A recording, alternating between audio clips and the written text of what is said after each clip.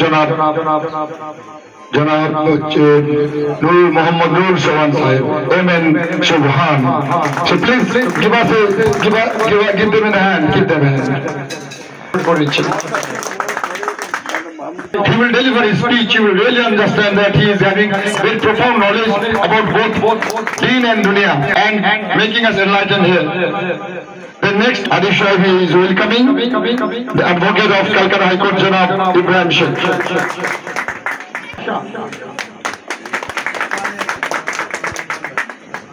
বাচ্চা মেয়ে মরণ করছে ম্যাডামকে, সুন্দর করে একটু একটা প্লিজ, তোমরা এদিকে তাকাও, আরো এদিকে তাকাও, শুধু একটা নাম বললে হলো। Thank you, please give him hand, please give him hand. হাফেজ সাহেব, শাকিবউদ্দিন সাহেব উনি বরণ। এবারে আমাদের যে এই নম্বরে রাখলাম তো ওখানে मुफीद काम है। अल्लाह ताला से दुआ है कि अल्लाह ताला अपने फजल व करम से इस पर अमल आवरी को आसान बनाए और ये और इस जैसे बहुत से इदारे कायम हों जिससे मुल्क को, मिल्लत को फ़ायदा और नफ़ा पहुँचे। आप लोग खुद पढ़े लिखे हैं, बहुत कुछ जानने वाले लोग हैं, लंबी बात की ज़रूरत नहीं है। बस इतना अर्ज़ करना है कि रसूलुल्लाह सल्लल्लाहु अलैहि वसल्लम ने इस दुनिया के अंदर जो ज़िंदगी गुजारी वो सिर्फ 63 बरस की ज़िंदगी थी, 63 ईयर्स। और वही के नाजिल होने के बाद आपको जो वक्त मिला वो सिर्फ 23 साल का है, 23 ईयर्स। फिर आप इस दुनिया से तशरीफ़ ले गए तो आपके काम को आगे बढ़ा रहे थे खुलफाए राशिदीन। तो खिलाफत राशिदा का पूरा ज़माना देखा जाए तो 30-53 बरस हुए, 53 ईयर्स। हज़रत उमर के दौर में दुनिया की दो बड़ी सुपर पावर सल्तनतें मुसलमानों के सामने शिकस्त खा चुकी थी, ख़त्म हो गई थी। उनके ख़जाने मुसलमानों के पास पहुंच गए थे, वहाँ मुसलमानों का झंडा लहरा रहा था। जज़ीरतुल अरब पर पूरा मुसलमानों का कंट्रोल था और जज़ीरतुल अरब से बाहर निकल कर भी मुसलमानों ने दो वक्त की सुपर पावर ताकतों को ख़त्म करके दुनिया में जुल्म की जगह इंसाफ का झंडा लहराया था। आप गौर कीजिए, चीज़ इतनी की होती थी कि जो 1 मिनट के अंदर की होती थी। आप सल्लल्लाहु अलैहि वसल्लम कभी कभी आदमी को बोलते थे कि आवाज़ लगाओ, तो मदीने की बस्ती कितनी थी? इस वक्त पूरी जितनी मस्जिद है वो पूरी मदीने की बस्ती थी। इस वक्त जो मदीने मस्जिद के बाहर के जो हिस्से आपको नज़र आ रहे हैं वो मदीने के बाहर का हिस्सा है। पूरा मदीना उतना था जितनी मस्जिद नबवी है आज।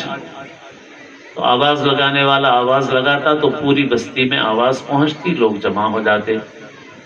आपने एक मरतबा ऐलान करवाया, लोग जमा हुए, आप सल्लल्लाहु अलैहि वसल्लम मिंबर पर चढ़े, अल्लाह की हम्द व सना बयान की। पूरी दुनिया में एक ज़बरदस्त इनकलाब पैदा हो गया जिसने दुनिया की तस्वीर को, पूरे पिक्चर को, पूरे খুব বিপদ হবে।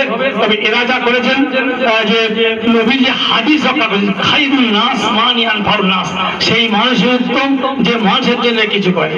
वो आदमी अच्छा है जो आदमी के इंसान के लिए, इंसानियत बनाने के लिए जो काम करता है, एजुकेशन देता है वो अच्छा आदमी है।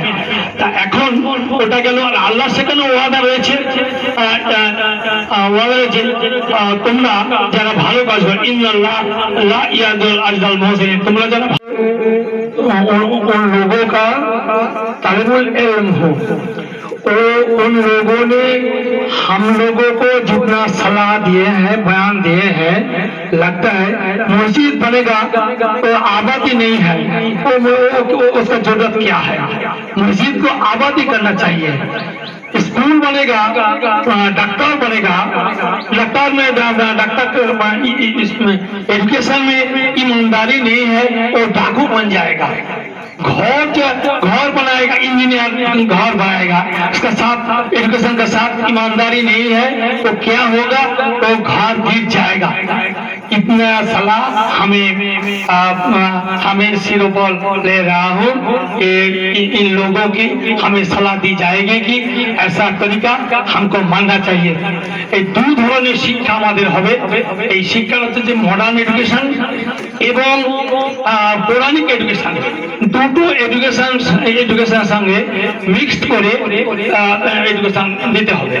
আমাদের শুধু দিনই শিক্ষা দিলে হবে না, কারণ দিনই শিক্ষার মধ্যে কেবলমাত্র কিন্তু time is very much limited and restricted, country will be running very fast. Assalamu alaikum. I congratulate all the respectable persons, Bujurgane Din, Khadimul Islam, Hyderabad se করা হয়। ইনশাআল্লাহ শুধু নামে মুসলমান হবে না, তারা কামেও মুসলমান হবে। तो लोग जो तैयार होगा इधर में, वो लोग शुद्ध मुस्लिम नहीं है, हम लोग का तरह बंगाल नहीं है, दाल भात खाता है। वो मुस्लिम होगा, वो कामयाब होगा, वो स्टूडेंट होगा, वो हमारा जो इस्लाम है वो बहुत दूर ले जा सकता है। जब जिस तरह रॉकेट गया यही से जाएगा, और इसलिए वो लोग हैदराबाद से ही है और बहुत अच्छा बात बोलेगा। हम एक बात हम लोग सुना है कि आजकल गाँव मस्जिद तैयारी है, तो बेहतर है मस्जिद के बाद स्कूल बनाना जरूरी है। আমরা জানি, আমরা সূরা আলাক পড়েছি, সূরা আলাকে বলছে পড়ো, নবী সাহেব বলছে আমি পড়তে জানি না। জিবরাইল আলাইহিস সালাম কোলে ধরলেন, চেপে ধরলেন, অনেকে বলছে পড়ো, বলছেন আমি পড়তে জানি না, 3 বার চেপে ধরলেন, তারপর তুমি পড়া জানো। এই যে আজকে আমরা বলছি, তখনকার দিনে অনেকে বিশ্বাস করে, অনেকে বিশ্বাস করে না, কেউ বলে স্বপ্ন দেখেছে, কেউ বলে বিশ্বাসই করে না। তখন খাদিজা রাদিয়াল্লাহু সাল্লাম নিয়ে গেলেন ওর ভাইয়ের কাছে, উনি বললেন যে এই ঘটনা ঘটেছে কি, বলে আমি বিশ্বাস করছি ইনি শেষ নবী, ইনিই নবী। আমরা এগুলো মানব, আমরা জানবো, আমরা জানি আমাদের কাছে গায়েবী মদত আছে, আল্লাহ আমাদের সঙ্গে আছে, আমরা এগিয়ে যাব, মানুষ আমাদের সাথে থাকবে।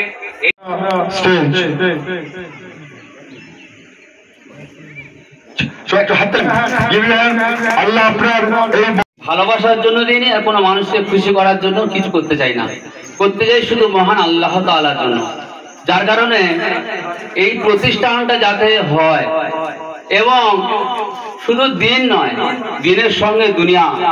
কারণ নবীদেরও পয়সা ছিল, সাহাবাদেরও ছিল, পয়সা ছিল, টাকা ছিল, কিন্তু তারা আল্লাহকে রাজি খুশি করার জন্য দিনকেও তারা জান্নাতকে তারা কিনে নিয়েছে। এরকম সাহাবা ছিল যারা দুনিয়াকে প্রাধান্য, যারা দুনিয়ায় লাভবান হয়েছে এবং আখিরাতে লাভবান। তো আমার উদ্দেশ্য এটাই যে আমি আল্লাহকে রাজি খুশি করার জন্য দিয়েছি, এবং পরবর্তীতে আমাদের যা আছে আমি বিলীন করে দিতে চাই শুধু আল্লাহর জন্য। এই ক্ষণিকের জিন্দেগি ছেড়ে দিয়ে আমি শুধু আল্লাহর জন্য করতে চাই।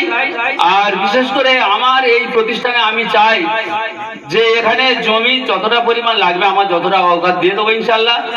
আর প্রায় আমি 4 বিঘার মতো জমি ওয়াকাফ করে দিয়েছি, আর বাকিটা আল্লাহ যদি চায় আরো দিয়ে দেব। এবং আমার চিন্তা ভাবনা এটাই যে আমার এখান থেকে কোরআনে হাফেজ হবে, আমার এখানে দিনী আলেম হবে, আমার এখানে আইপিএস হবে, আইএস হবে, এটা আমার আশা।